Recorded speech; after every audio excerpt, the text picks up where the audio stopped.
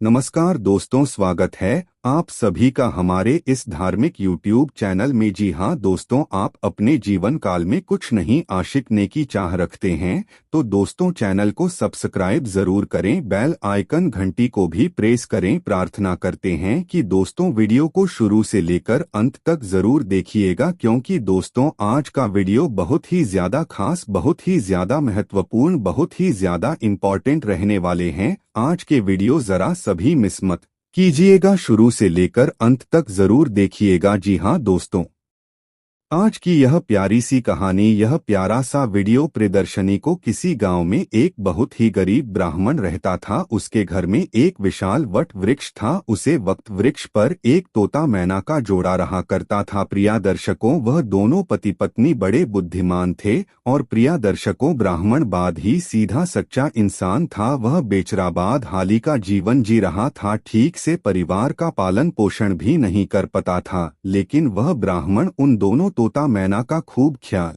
रखना, उनको खाने को भोजन देता और पीने को शीतल जल देता। ब्राह्मण के दिल में पक्षियों के लिए बहुत दया थी। बहुत तोता और घर पर बहुत खुश थे। तोता को अपने लिए भोजन लेने कहीं जाना भी नहीं पड़ता था। ब्राह्मण भोजन उनकी घोंसले में दे दिया करता था। एक दिन मैं तोता से कहती है, पिया जी के ब्राह्मण माँ का कितना अच्छा है, हमारी कितनी सेवा करता है, परंतु यह आवश्यकता से ज्यादा सीधा साधा है। यह अपने भोलेपन के कारण अपना आत्मविश्वास हो चुका है। यह अपने परिवार का पालन भी ठीक से नहीं कर पाता है। तोता कहता है, इसके जीवन में बहुत कष्ट है, तब मैदा रहती है। पिया जी, संसार में यह कष्ट बड़े ही दुखदायी होती है।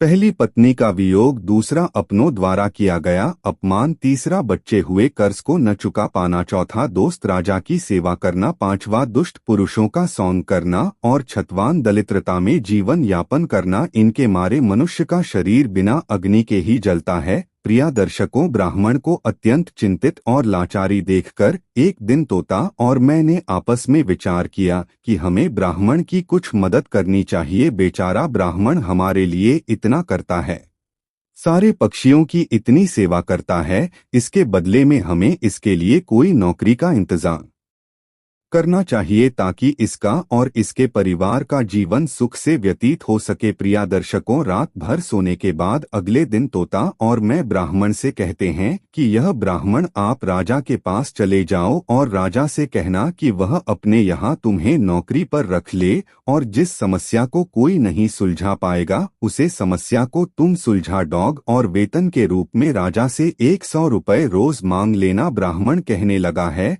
पक्षियों, इतनी मौज में काबिलियत कहाँ है जो मैं राजा की समस्या का समाधान कर पाऊं। खैर, तुम दोनों मुझे कहते हो तो मैं चला जाता हूँ। तोता और मैं के कहने से गरीब ब्राह्मण राजा के दरबार में पहुंचा और जैसा जैसा दोनों ने समझाकर भेजा था, ब्राह्मण ने राजा से वैसा ही कह दिया और हर रोज वेतन का 100 रुपये भी मांग लिया। राजा कहा लगा, ब्राह्मण महाराज, जानते हो 100 रुपये वेतन हमारे यहाँ मंत्री को भी नहीं मिलता है और तुम हमसे 100 रुपये रोज पाना चाहते हो। ब्राह्मण ने सर झुकाकर उत्तर दिया, हाँ महाराज, 100 रुपये से काम नहीं लूंगा। उधर मंत्री ने पंडित को देखा कि उसका रंग गोरा है, शरीर बहुत कमजोर है, मैंने कुछ पहले फटे पुराने वस्त्र है, सर पर उटपटन धन से पगड़ी बांधी हुई है। उसका हुलिया बता रहा था कि ब्राह्मण बहुत ही गरीब है, फिर भी मंत्री को न जाने क्या सूची। उसने राजा से कहा, महाराज, इसे आप 100 रुपये में रख लीजिए। यह ब्राह्मण दरिद्र तो है,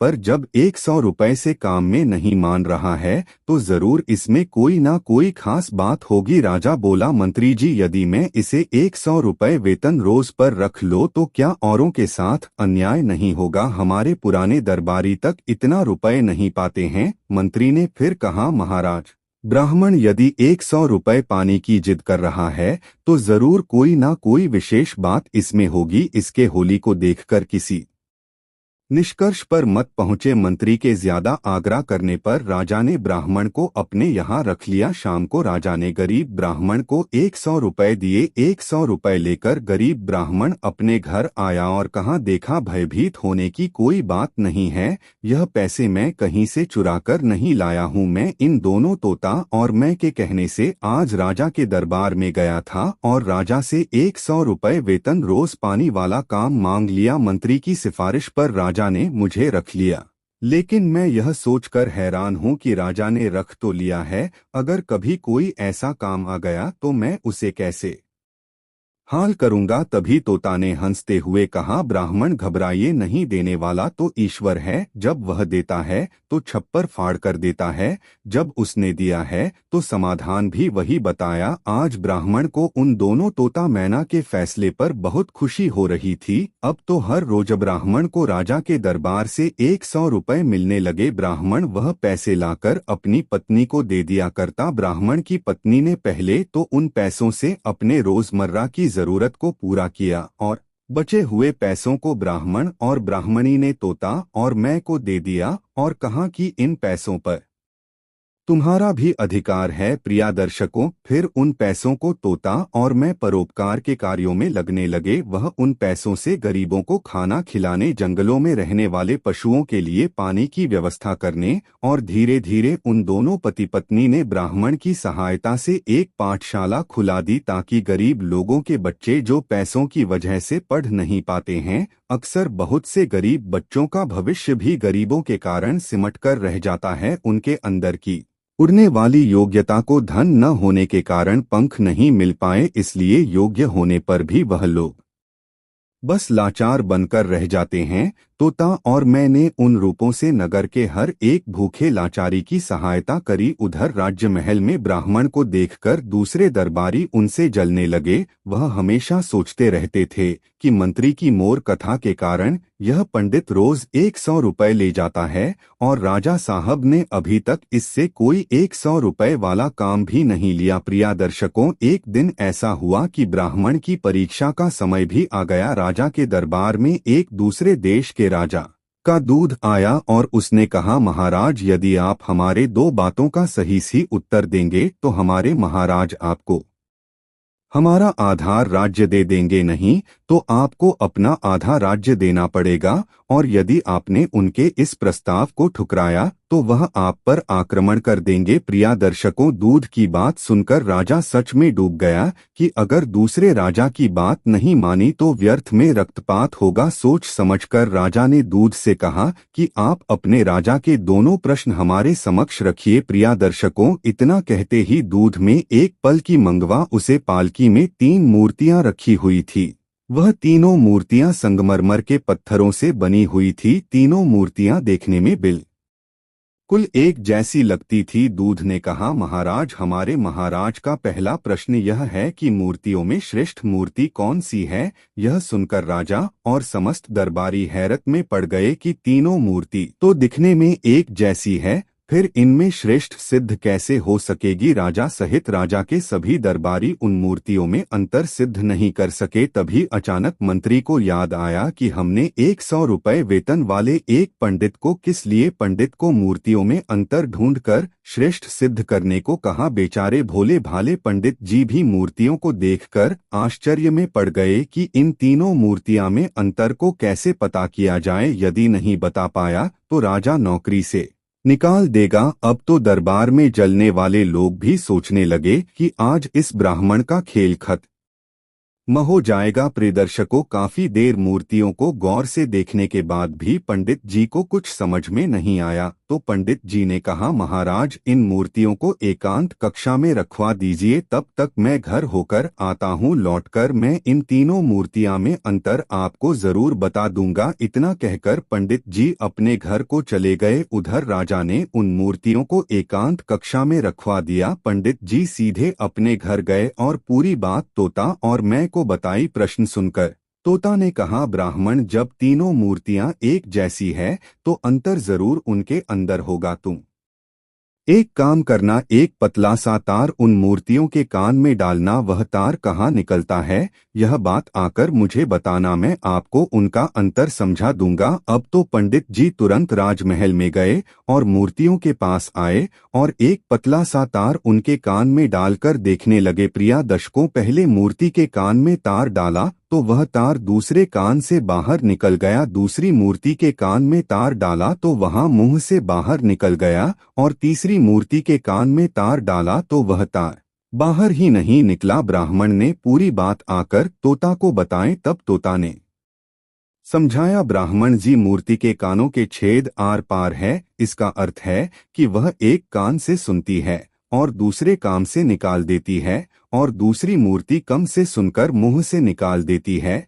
और तीसरी मूर्ति कान से सुनकर उसे बात को पेट में दबाकर रखती है। यही तीसरी मूर्ति उन तीनों में श्रेष्ठ है, जो मनुष्य सबकी सुनकर उसे अपने अंदर रखना है, उसे किसी से कहता नहीं और समय आने पर उसको प्रयोग में लाता है, वही मनुष्य बुद्धिमान माना जाता है। तोता ने जैसा बताया, पंडित जी ने वैसा ही जाकर राजा को बता दिया। दूसरे देश का राजा इस उत्तर से बहुत संतुष्ट हुआ। पंडित जी के जवाब से सभी दरबारी भी बहुत प्रसन्न हुए और पंडित जी की जय जयकार करने लगे। प्रिया दर्शकों, तभी उसे दूध में दूसरा प्रश्न रखा कि ऐसे व्यक्ति कौन है जो एक तो अमृत से जीवित रहता है और दूसरा जीवित रहने से जीवित रहता है। पंडित जी प्रसन्न सुनकर फिर भागकर तोता और मैं के पास गए। प्रिया दर्शकों, इस बार मैंने बताया कि यह ब्राह्मण, इसका उत्तर एक तो आप है और एक वेद है। जब व्यक्ति मर जाता है तो मरने वाले के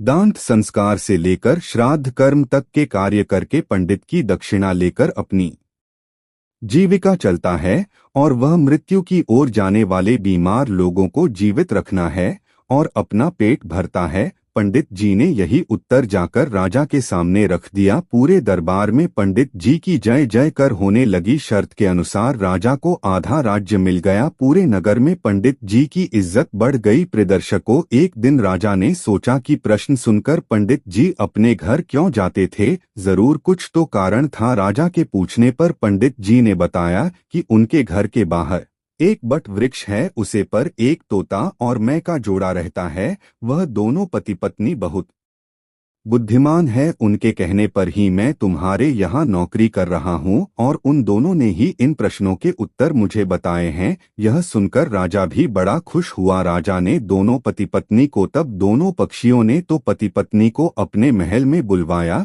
और उनसे पूछा है, पक्षियों, तुमने यह ज्ञान कहाँ से प्राप्त किया है? तब दोनों पक्षियों ने मुस्कुराकर जवाब दिया, महाराज, हमने यह ज्ञान उसे ब्रह्मा से ही पाया है जिनके घर में रहते हैं। यह ब्राह्मण बहुत ही विद्वान है, उन्होंने शास्त्रों का बहुत अध्ययन किया है। जब वह ब्राह्मण शास्त्रों का अध्ययन करते थे तो हम भी पेड़ पर बैठे बैठे सुनते थे।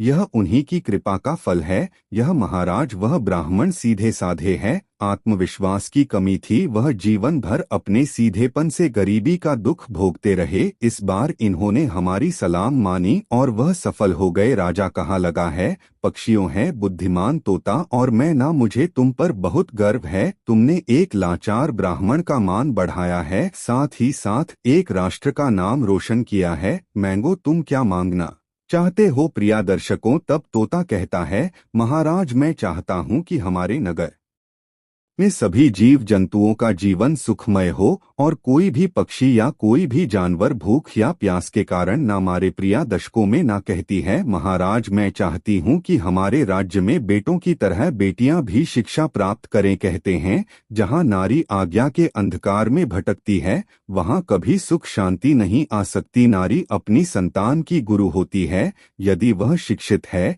तो उसकी संतान भी शिक्षित होगी। प्रियदर्शकों, तोता और मैं के कहने पर राजा ने अपने राज्य में नारी शिक्षा और जीव जंतुओं की सेवा को बढ़ावा दिया। प्रिया दर्शकों कहते हैं, जिस तरह सुंदर से सुंदर फूल भी बिना सौगंध के व्यर्थ है, उसी प्रकार मनुष्य चाहे कितना ही रूपवान हो, यौवन से भरपूर हो, बलवान हो, बड़े कल में पैदा हुआ हो, स्त्री हो या पुरुष, विद्या के बिना, दूसरों के प्रति, जीव जंतुओं के प्रति दया के बिना सब व्यर्थ है, उसकी कोई शोभा नहीं होती। हमारी आज की कहानी, आज का वीडियो यहाँ समाप्त होता है। हम उम्मीद करते हैं कि आपको यह कहानी पसंद आई होगी और आप इसे ढेर सारी प्रेरणाएं लेंगे। मिलते हैं अगले ज्ञान चाचा के साथ अगले वीडियो में। तब तक के लिए नमस्कार, धन्यवाद।